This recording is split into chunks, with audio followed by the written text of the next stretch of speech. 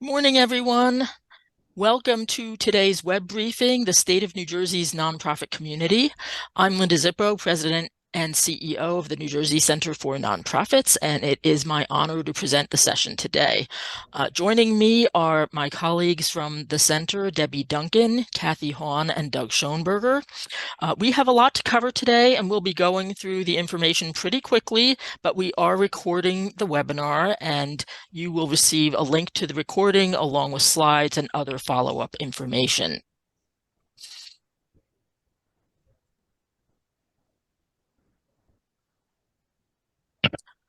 If you have any questions or any technical difficulties, please enter your questions into the Q&A box. Try to use that instead of the chat. That makes it a little bit easier for us to track things. But feel free to ask any substantive questions at any time during the presentation. And if they aren't answered in real time during the next hour, we will address them separately. But we'll try to get to whatever we can if time permits. For those of you who aren't familiar with us, the New Jersey Center for Nonprofits is New Jersey's statewide nonprofit network and champion for the charitable community. For more than 40 years, we have strengthened nonprofits individually and collectively through public policy, professional training and education, and guidance, conferences, and cost-saving member services in order to improve the quality of life for all people of our state. The center is a proud member of the National Council of Nonprofits, the nation's largest nonprofit network with over 27,000 members, organizations in more than 40 states. The council serves as an advocate, a central coordinator, and mobilizer to help nonprofits achieve greater collective impact in local communities across the country. If you have colleagues in other states, by all means, feel free to encourage them to check them out at the Council of Nonprofits or one of the sister associations. If your organization is a member of the New Jersey Center for Nonprofits, we thank you for your support and involvement as we pursue all of this work together. If you're not a member, we hope you'll consider joining and experience firsthand how membership can work for you.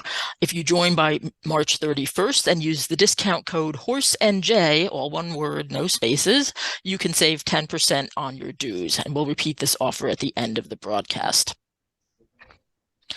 As part of our work to improve understanding about nonprofits and drive sound public policy, we regularly survey New Jersey's charitable community about the issues, challenges, and opportunities they're facing. One of these is our annual Trends and Outlook survey, where each year we poll New Jersey nonprofits about how they fared last year, what is their outlook for the year ahead, and other topics and concerns. This survey can help you in your planning, your fundraising, and advocacy work, and it is absolutely crucial to our advocacy and planning and programming for you throughout the year.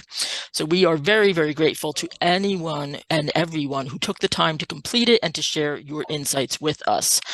CliftonLarsonAllen, formerly Sobel Co., has generously supported the survey for many years, and they are again supporting this year's report. And this year, we are delighted to welcome Lamb Insurance Services as a new supporter. So I'd like to invite Bridget Hartnett, Principal at CliftonLarsonAllen, and Dustin Worthman, Regional Director of Sales at Lamb Insurance Services, to say a couple words before we begin. Bridget, you want to kick it off? Sure. So good morning, everybody. I'm Bridget Hartnett. I'm a nonprofit principal in the New Jersey office of CLA, CliftonLarsonAllen. But before I say anything, I do just want to take a minute and thank all of those amazing organizations who participated in the survey. And all those organizations who do work every day to make our communities a better place. Many times with limited resources, limited staff, everything you do, nothing short of extraordinary as far as I'm concerned. So as Linda mentioned, many of you know us as Sobel & Company, as a firm that was, very much dedicated to working in the nonprofit community in New Jersey. Well, we're still here, but now we are here as CLA. So, and as CLA, I think, we're even more committed to helping create opportunities for our clients, our people, and our communities. The nonprofit space is extremely important to CLA. You all have touched so many lives And CLA has been actually working with nonprofits for over 60 years and has one of the largest nonprofit practices in the country, working with more than 10,000 nonprofits, including many in New Jersey and some that are even on this call today. We have actually over 750 dedicated professionals. So these are people that are dedicated, have chosen to really work in the nonprofit space. That's really their true passion. So again, we have over 750 around the country, but we also have more than 35 sitting in our New Jersey office also. CLA really does believe that helping nonprofits succeed means stronger, more vibrant communities, really for all of us. So I do thank you all for letting us continue to be part of this and to sponsor. And lastly, I just want to thank the New Jersey Center for Nonprofits for all that they do, giving a voice to organizations in New Jersey, and for really putting together the survey. We're extremely proud to be a sponsor, as I do believe the accumulation of this information is really key, to show us not only where we were or we're into 2023, but also more importantly, to help us figure out where we're going in 2024 and making it an even better year, hopefully, for all of you and all of those you serve. So again, thank you. And before I turn it back to Linda, just one last time, I just want to thank all of, the nonprofits in New Jersey, everybody on this call for, everything you do every day to serve your communities. I know it's not always easy, so much appreciated. Thank you. Thanks so much, Bridget. We are so grateful for our longtime partnership with CLA, formerly Sobol. Took me a while to stop saying that, but glad to work with you in whatever capacity. And also very glad to work on a newer, more recent basis with Lamb Insurance Services. And Dustin, would you like to say a few words? Yeah, thank you, Linda. I will echo a lot of the sentiments that that Bridget just mentioned for all the providers, all the nonprofits that not only participated in the survey but are joining us today. And thank you, Linda, for giving me the opportunity to support the survey and say a few words. I'll be quick. So in short, Lamb Insurance Services is a very unique insurance brokerage in the fact that we are 100% solely dedicated to the nonprofit sector, right? So most brokers, they're generic insurance brokers. They do restaurants, hotels, contractors, and might have a small department or a small program for nonprofit clients across their desk. We've been around for just over 15 years. Our CEO worked for an insurance carrier that had a nonprofit product. And if he was here, he would tell you that from working at that firm, he saw the opportunity to create a brokerage that was solely dedicated to this space because he felt that it was underserved. So here we are 15 years later. We are a national company, but to be honest, our footprint is really in New York, New Jersey, and Pennsylvania. We work with just over 250 New Jersey nonprofits as of now. And really our value add is just that. It's expertise in your space. It's a much larger stable of carrier options. It's helping you, budget accordingly and forecast on what the insurance market's going to look like. So you're not caught off guard, whatever the situation may be. We're big supporters of all of our clients, whether it's, with bodies on the volunteer end or financially through any of your events or donations. So again, really, really excited to be here. Thank you, Linda. Thanks to the center for including us in this, and really looking forward to growing this relationship in the long term. So I'll turn it back to you, and thank you again, everybody. Thank you so much, Dustin, and thank you, Bridget. And everybody, please feel free to check out both CliftonLarsonAllen and Lamb Insurance Services. You'll get these slides with the links as well. So let's dive in. What we're going to cover today in a relatively short amount of time is just an overview of the basic landscape about the nonprofit community, what we've been seeing from the survey and elsewhere in terms of some big trends, funding and demand for services, workforce issues, diversity and equity, looking ahead, and any sort of closing thoughts and loose ends. Again, please feel free to type in if you have a question in Q&A, or if you want to confirm what the observations are that we were seeing from the survey, or chime in with something different. Again, please use the chat and use the Q&A if you have a question that you'd like us to respond to. So first things first, and those who hear us talk about the nonprofit community, you may notice a couple of changes in these stats because we had some updated information sent to us. 41,000 plus 501c3 organizations in the state of New Jersey, according to the IRS. We collectively employ almost 10% of the private workforce, which is more than many major industries. And 501c3 nonprofits collectively spend more than $56 billion every year, a lot of that in the Garden State. We also channel the energies and talents of almost 1.5 million volunteers. All of this is important because we do think quite a bit about the important programs that nonprofits provide, but not everybody thinks about the economic importance of this community and how a good, strong, thriving nonprofit community is integral to a good, strong, thriving New Jersey.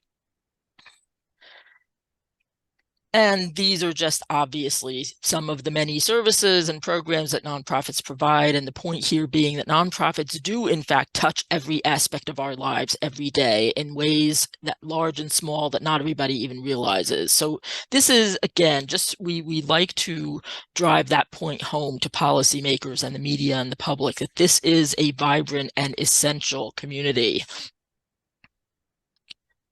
So each year, as is the main point and thrust of this presentation, we take a pulse of what happened last year and what the outlook is for the coming year of nonprofits in the state of New Jersey, 501c3 organizations. We had the survey open from late January through mid-February, and we received 198, almost 200 responses from New Jersey organizations. The survey following this briefing will be posted on our website, and we will also send a follow-up email with the links as well.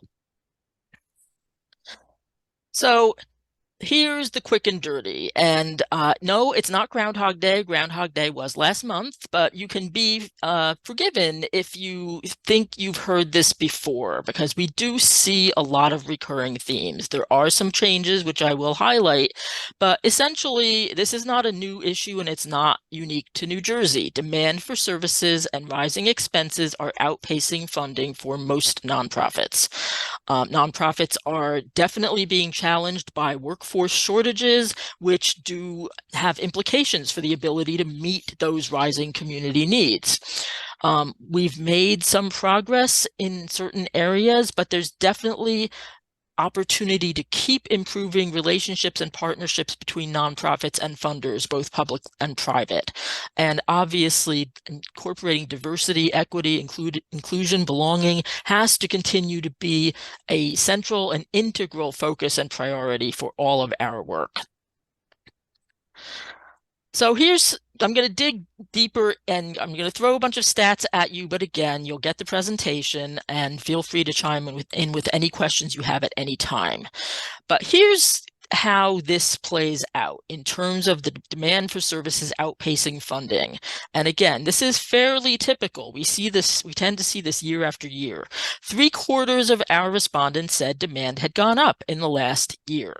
Unfortunately, 3/4 of our responses did not say that funding went up. Less than half said that their funding had increased during the same period. Where did those increases and decreases occur in certain sources? In this slide, in this graphic, the purple bars represent those nonprofits that said their funding from a particular source increased. The magenta indicates where funding decreased, and the orange is flat funding or no significant change. So important to see here that in most of these major funding sources, the nonprofits that reported increase funding are in the minority. The most successful sources seemed by and large to be donations from individuals, state government, interestingly enough, special events, investment income, etc. But again, there's no source here where more nonprofits recorded increases than either flat funding or decreased funding. And in terms of the outlook for 2024 for these same sources, nonprofits seemed to be most optimistic about donations from individuals, more of them feeling that that would go up compared to 2023. Special events was similar, less optimistic about some other categories like county government funding, state government, and federal government in particular. There are more funding sources actually in the report than are listed here as well. So again, to kind of drive the point home about the gap, nonprofits are looking at more of the same for 2024. Almost 4/5 of our respondents said that they were predicting that demand was going to continue to go up in 2024. Similar proportions said they thought their expenses were going to go up, but again, fewer than half said that their funding was going to increase. And this, especially over the long term, I don't have to tell you, is not sustainable. It creates implications, resource stressors that do have implications for the ability of nonprofits to meet those escalating needs in communities. There are things that we can do about it, and we'll talk about it a little bit later. But again, this is something that has too often been accepted as either the norm or okay. And again, it's incumbent upon us to do what we can to advocate for change. Also on the funding front, some of you have heard us talk about the Doing Good Better initiative. This is a partnership between the Council of New Jersey Grantmakers, the state's philanthropy serving organization, and the New Jersey Center for Nonprofits, and other allies and advocates and partners.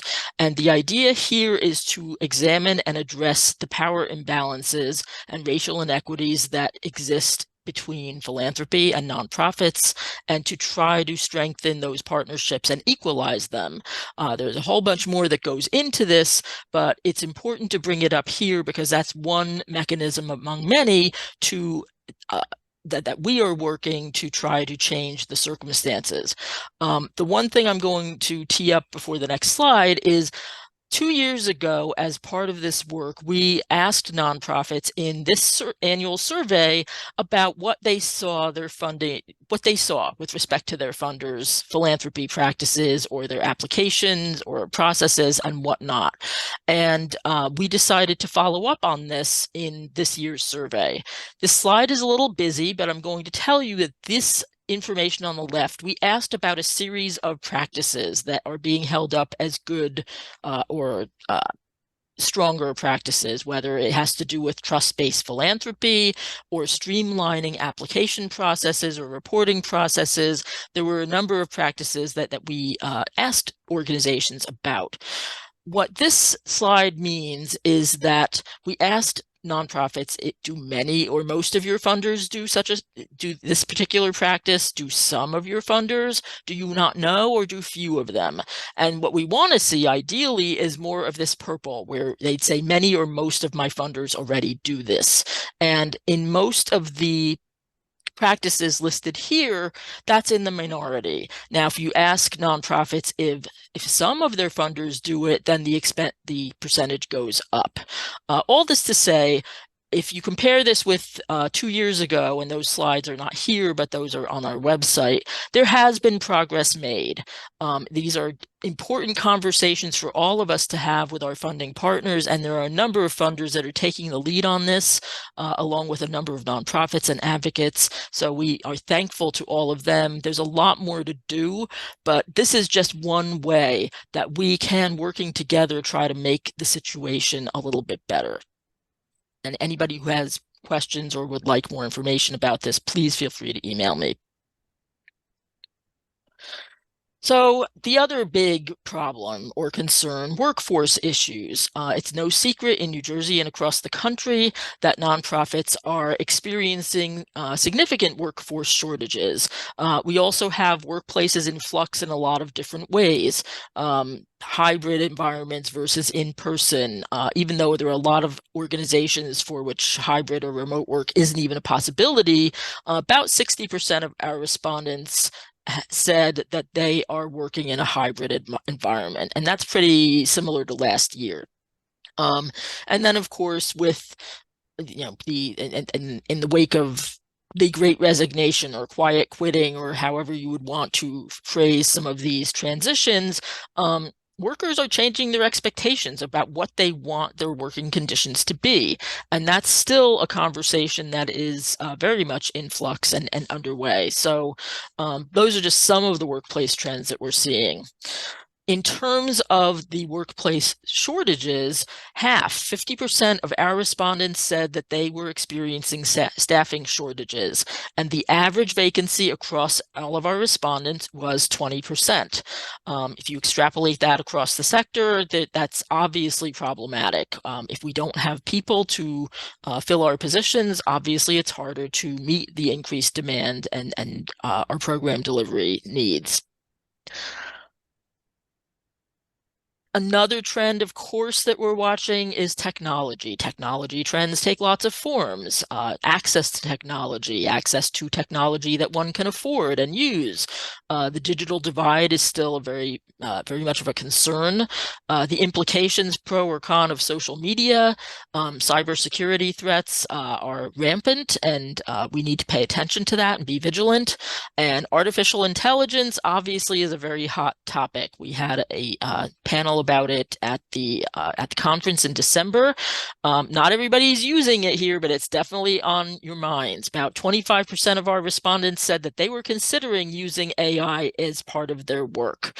So definitely more to come on that, but it's certainly something that we need to keep aware of, both because there's the potential to do good in our work, and there's also the potential for a lot of danger and mischief and worse if things are not done well or if they are misused.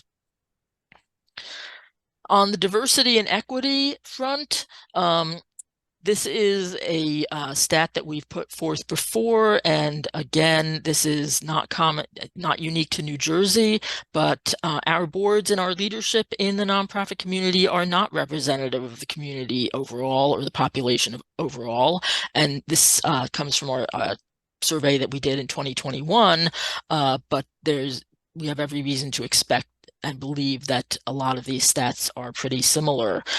So certainly we know that there's a lot of work to be done on this front, just to make sure that we are in fact being mindful of and prioritizing diversity and equity and belonging and inclusion in what we're doing and in every aspect of our work, from recruitment to onboarding to retention to how we structure our programs, how we structure our policies. It can't overstate the importance. And in our survey, how this also plays out, 64%, almost 2/3 of our respondents said that they primarily serve communities of color, which is defined in our survey as at least 50% of their constituency identifying as a person of color.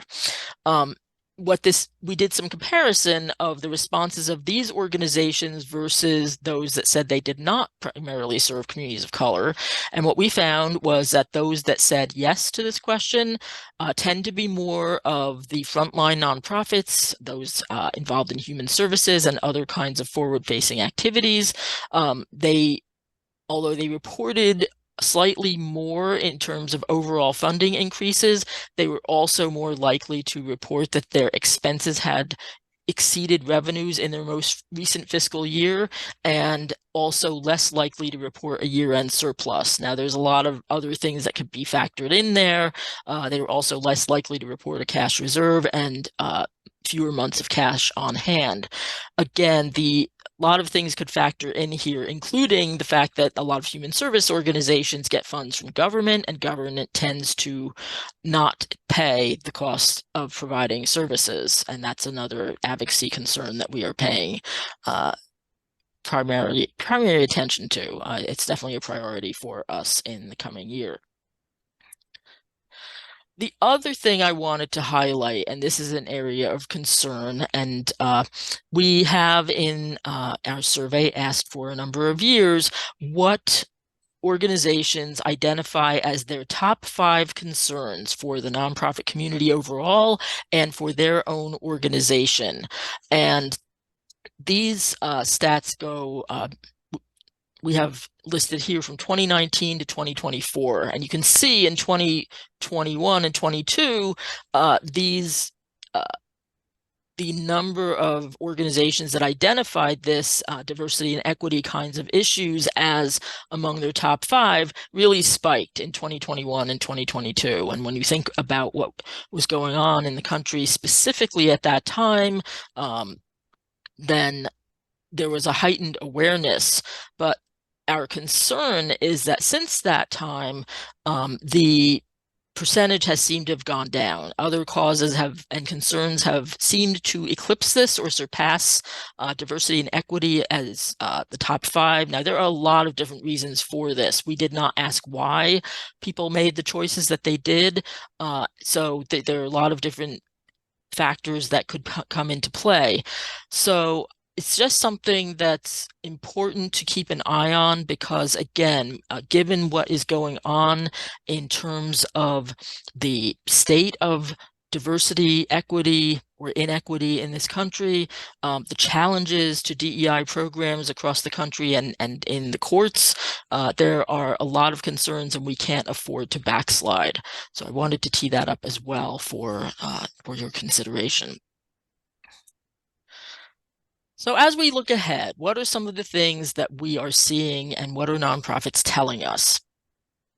First and foremost, I just mentioned we ask nonprofits to choose from a laundry list of issues, or we invite them to write in their own as far as what are the top challenges to their own individual organizations, viability and effectiveness. And then we follow that up with asking what you think the top issues are for the nonprofit community as a whole. So this first slide has to do with individual organizations, respondents talking about their own circumstances. Not surprisingly, financial uncertainty is at the top. That tends to be where it goes every single year. Number 2, can't afford enough good staff. We were talking about the labor shortage, and the biggest obstacle being cited is we don't have the budget to hire and pay competitive salaries. And that obviously is a huge concern. The need for a stronger board comes in at number 3. Related to the staffing issue, increased benefits and insurance costs. And finally, number 5 was the need for better branding and communications. How do you position your organization to stand out from the crowd and distinguish itself from a lot of the other organizations and causes and communications and issues that are out there. There are a number of other issues that round out the list, and there's a longer list in the report. But this and the next slide kind of speak to some important trends that I will tie together in just a minute. On the nonprofit community side, number 1 was foundation and corporate funding. Number 2, infrastructure and capacity building. Number 3, and this leapfrogged over a bunch of things from last year to 2024, government grants and contracting. The concern that organizations that are reliant on government for a lot of their funding are not are grappling with processes that are beyond cumbersome and needlessly so, as well as funding that doesn't usually cover the cost of providing the programs. Attracting and retaining qualified workers and qualified board members come in almost tied for 4th and 5th, respectively. So the common themes here are, again, it's pretty consistent from year to year, but infrastructure, capacity building, financial well-being, staffing, of course, has been moving to the forefront since over the last couple of years, so that is very much a concern. And again, the government contracting piece, that was something that really did. I can't remember a time when that was in the top 5. So that's that to me was pretty telling. So what are nonprofits doing about all this? Again, this is stuff that you'd probably expect and things that you're probably doing as well. Always looking for new or alternative sources of revenue, looking to buttress their capacity by way of volunteers, as well as trying to add staff, boosting compensation, more advocacy with a big A and a little a. So in public policy arenas, as well as in less formal settings with board members and donors and other champions. I have said time and time again, I think nonprofits get a bad rap when it comes to some people who don't believe that nonprofits collaborate. I personally think nonprofits collaborate quite a bit, and that was also borne out in this survey. And of course, ongoing program and budget adjustments, as nonprofits always do. Nonprofits need to stay nimble in order to respond to changing circumstances. And I mentioned before, about 60% of our respondents said that they were operating in a hybrid environment, and that was pretty much the same as last year. So makes you wonder if that is kind of here to stay. So that's kind of what nonprofits have said that they've been doing. Again, much more detail in the survey report itself. But what else can we do? And again, put your questions or observations in the chat, questions in the Q&A. But this is kind of just the overall. We need to keep changing the conversation. We need to encourage our partners in government, in philanthropy, in the media, in our communities to view involvement with nonprofits and the communities that we work with as investments. This is not a again, if we're talking about power dynamics and we're talking about equalizing partnerships, this is an investment. It's a partnership. We need to keep driving home the economic impact of the programs and services and activities that we provide. We need to keep the conversation going about compensation and benefits and workplace flexibility. If we are not paying our people fairly, we're not living our values. And if our funders are not providing us with the resources we need to pay competitively, then those are conversations that we need to have. Again, diversity, equity, inclusion, belonging, especially belonging, it's vitally important to infuse that in everything that we do. There is a report that came out a few months back called the Belonging Barometer.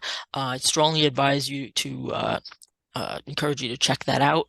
And again, leading with our values. We're supposed to be the sector that exists solely to make society and communities better.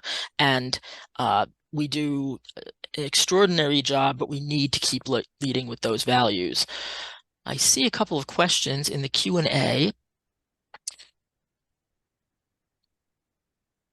Solutions that we anticipate to support secluded nonprofits in South Jersey, particularly by BIPOC-led. We are often unseen and disconnected in comparison to Central and North Jersey. Competition for funding is overwhelming, and we know that less than 1% of Black-led nonprofits in New Jersey receive funding from all grants and not just government. And that's from Shelja Turi from Dion.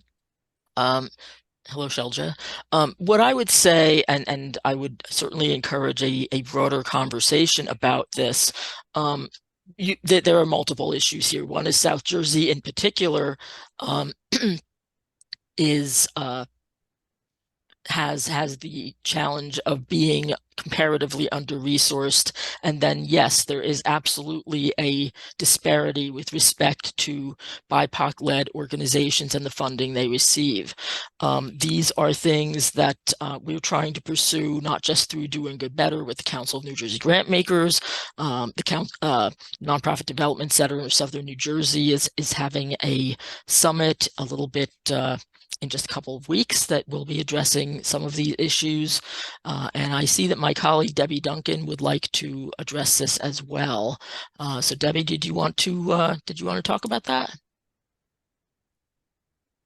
No, I was just saying that we were going to answer it live, but I think you know, this is a long time issue.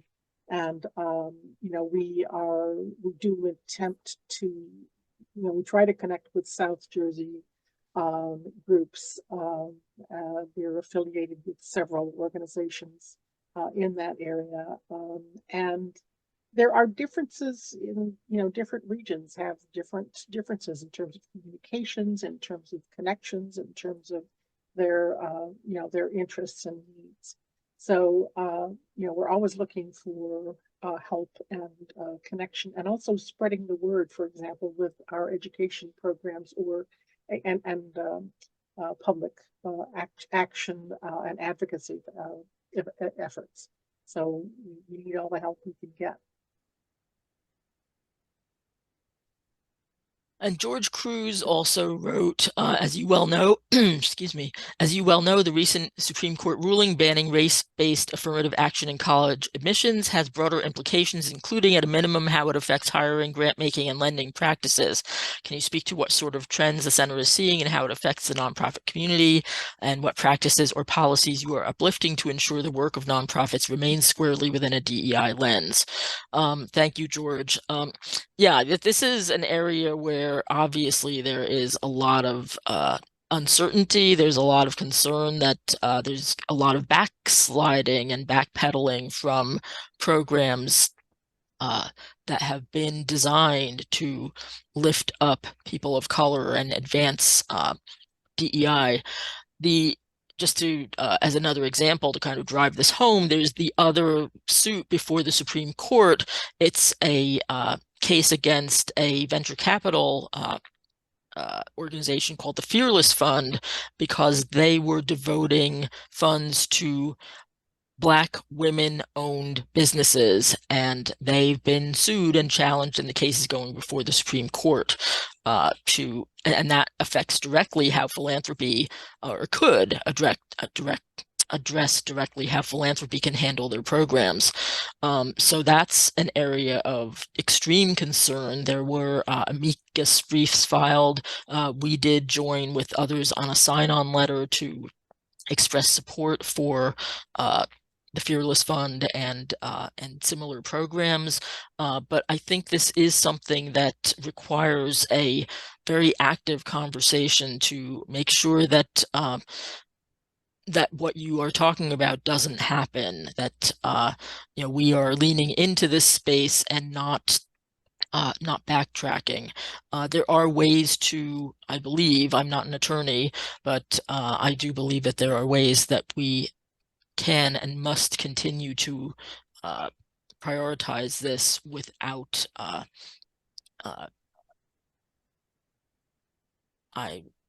I guess I'll use the word caving to certain forces that would like to see things done differently. But I very much welcome the chance to talk further about that, and we'll be sharing more information as well. Will New Jersey corporate philanthropy and foundation leaders see this presentation? The short answer is yes. We will share it with our funding partners, and again, the Council of New Jersey Grant Makers is a partner of ours in many things, not just the Doing Good Better piece, but in many other programs and whatnot. In fact, we are going to be hosting a joint policy summit in the summer. Stay tuned for that. But yes, as part of our Doing Good Better work and in other ways, we will absolutely be sharing this this presentation. I'm going to keep going. We can come back to other questions as we go along. Of course, since I'm making this presentation, of course I have to say we have to advocate, because we do. Advocacy is a way for us to, back to the conversation we were just having about ensuring that we are continuing to advance DEI and anti-racist activities, and making sure that we are not backsliding from whatever progress has been made, which is far from enough. If we aren't in the space, if we aren't raising our voices, then policymakers aren't hearing from the perspective that we have.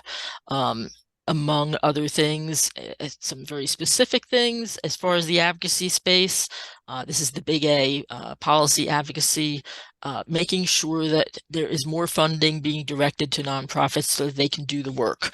Embedded in that would be equalizing the funding, because as we know and have seen, funding is not equitably distributed. So there are ways to advocate for that, and we need to do that. Pass a charitable giving incentive. Giving is has been going down. The latest Giving USA report published last June showed that in very stark terms. One of the reasons, although certainly not the only one, is that there isn't a lot of incentive for people to give financially unless they itemize on their tax returns. So again, it's something that we are working very hard to address. Grant and contracting requirements, both on the philanthropic side and on the government side. These things are much more complicated than they need to be. And given the fact that we already have staffing shortages and resources are stretched to the limit, it's not a good recipe for anybody. And in lots of different ways, we can ensure that nonprofits have a seat at the table when policies are being debated and philanthropic decisions are being made.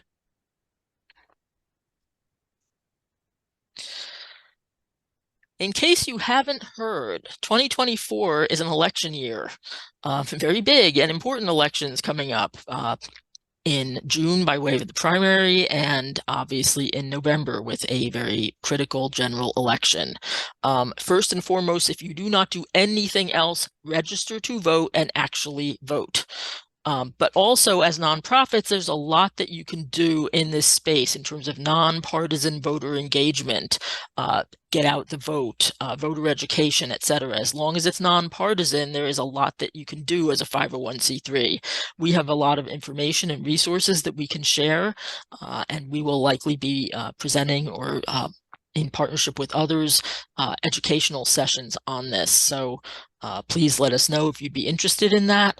But it's hard to overstate just how important this is for you as an individual and you as organizations to be involved. Let me see if other people have more questions and whatnot. Do you want me to read them to you? Pardon? Linda, or do you want me to read them to you, or do you want to?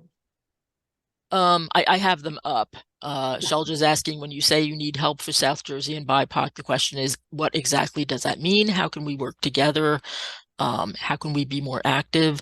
Shelja, let's I welcome other ideas, but let's definitely talk offline, because there are organizations that we work with and plenty of others that we'd like to work with to help to elevate these. So it's not a complete answer, but I don't want to let your questions slip. Shrabani wrote, I'm hopeful that this presentation will open the hearts and minds of all donors and funders to think of giving and take into consideration in a big way to give to super small nonprofit organizations who work super hard and give back just as much to members and survivors. Yeah, I definitely understand and can appreciate that, and we will pass that along to our partners in philanthropy. It's not an easy, I know it's not easy when we've got so many organizations that are competing for funds that are not limitless. And that goes back to, our broader objective, which is to try to get beyond that scarcity mindset where we're kind of clawing for limited funds, as opposed to trying to work from a standpoint of abundance or plenty, or at least work toward that. I know that's easier said than done, but certainly your voice is important, Shrabani. The work that you do is important, and we will definitely pass that concern along. I know that some of our funding partners have done, in fact, community-focused grants, specifically targeting smaller or newer organizations. When we become aware of them, we do post them on our website on our funding opportunities page. So I would encourage you to keep your eyes out for that. We don't pretend that we know them everything that's going on as far as those funding opportunities, but it certainly doesn't hurt to keep checking there too.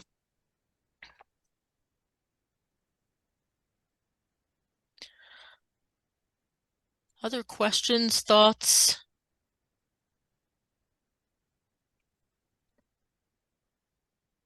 We are at 10:45.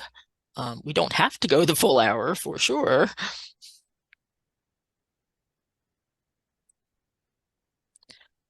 I'll keep going with just some closing thoughts before we wrap up. And if you do have other ideas or thoughts, please put them in the chat or in the Q&A.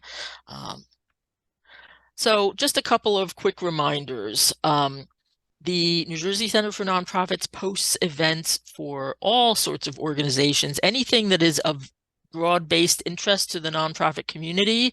If we're aware of it, we will try to post it. So check out our events page and see what other folks are putting on. If you have an event that you would like us to share, please send it along to us, and we will be happy to do that.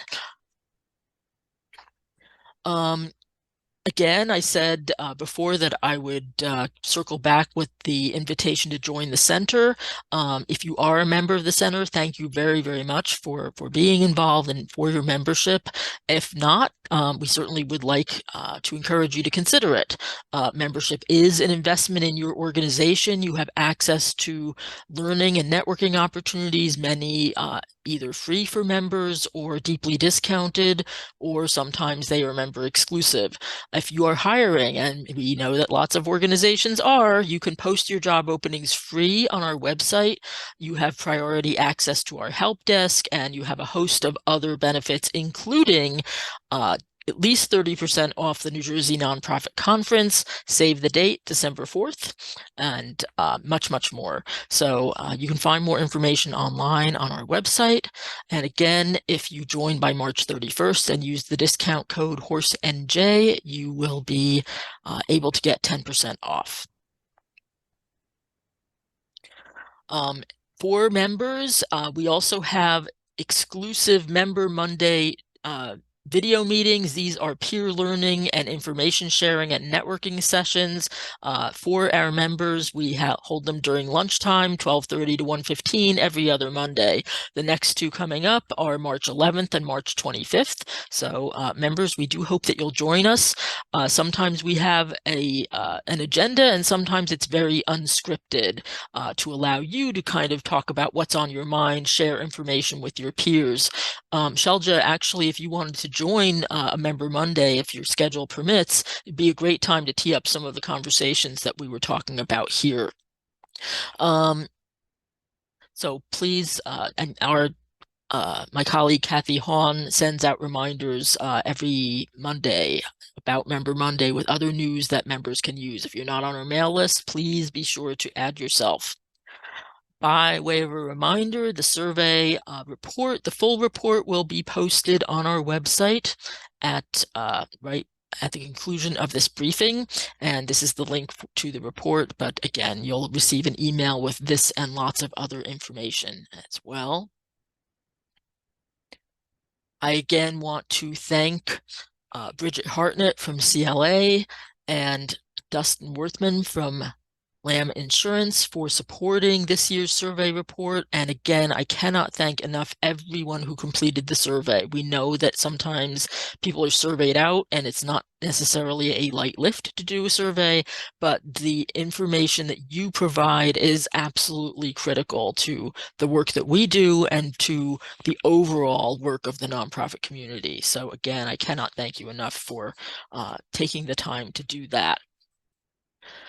We are close to wrapping up unless people have other questions that they would like to tee up.